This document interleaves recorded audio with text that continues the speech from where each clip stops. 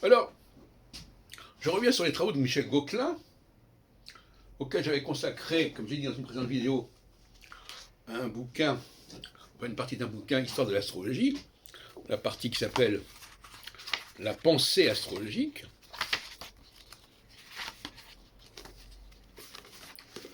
Et c'est quand même une centaine de pages, 86, pas d'hier. Le problème de Michel Gauquelin, la particularité du travail de Gauquelin, c'est qu'il travaille sur une astronomie extrêmement frustre.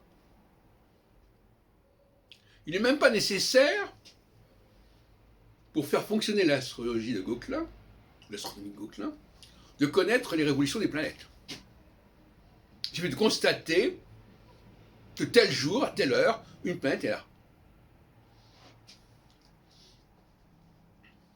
Et comme elles reviennent tous les jours,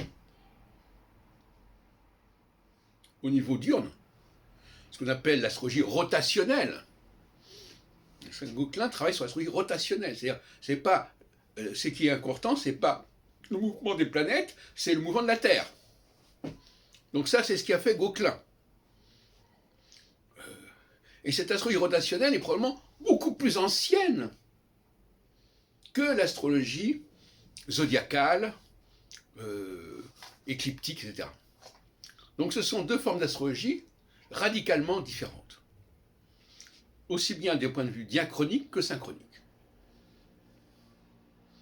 Alors maintenant, des gens comme Geoffrey Dean ont essayé d'expliquer comment le mécanisme avait pu se mettre en place.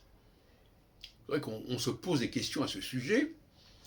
Comment les sociétés très anciennes ont su utiliser ces mouvements quotidiens planétaires, comment elles ont d'ailleurs repéré qu'il y avait des planètes, et pas uniquement des étoiles.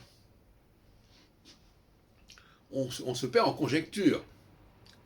Je renvoie à l'ouvrage de Dean, Recent Advances.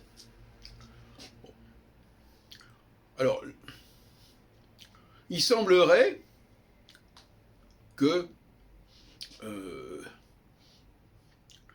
il y a eu une division en castes extrêmement pointue, qu'on appelle les triades, d'après Dumézil, etc., et que chaque groupe ait choisi un totem planétaire, et qu'il ait organisé le système des naissances sur ce totem planétaire. Voilà. C'est la thèse la plus raisonnable actuellement, et donc par conséquent, les travaux de Gauquelin n'ont rien à voir, ni de près ni de loin, avec l'astrologie zodiacale. Ce que Gauquelin a mis en évidence ne prouve absolument pas qu'il y a un rapport, que les planètes au niveau zodiacal, au niveau de la révolution, fonctionnent. Se servir de Gauquelin pour vérifier cette astrologie zodiacale, c'est tout à fait une imposture. C'est des choses comme elles sont. Donc Gauquelin, c'est bien, mais l'astrologie cyclique, l'astrologie des périodes, l'astrologie des récurrences, l'astrologie prévisionnelle, au sens de la datation, au sens des périodes, ne doit rien aux travaux de Gauquelin. Il faut donc les limiter à leur apport particulier de 1955. Ce que les astrologues n'ont pas fait. Ils ont bien gardé de signaler qu'il y avait une différence au niveau de la méthode de travail, au niveau de la connaissance astronomique nécessaire pour utiliser les travaux de Gauquelin et pour que les sociétés aient pu travailler avec ces planètes-là, n'impliquait en aucune façon une connaissance des cycles astronomiques.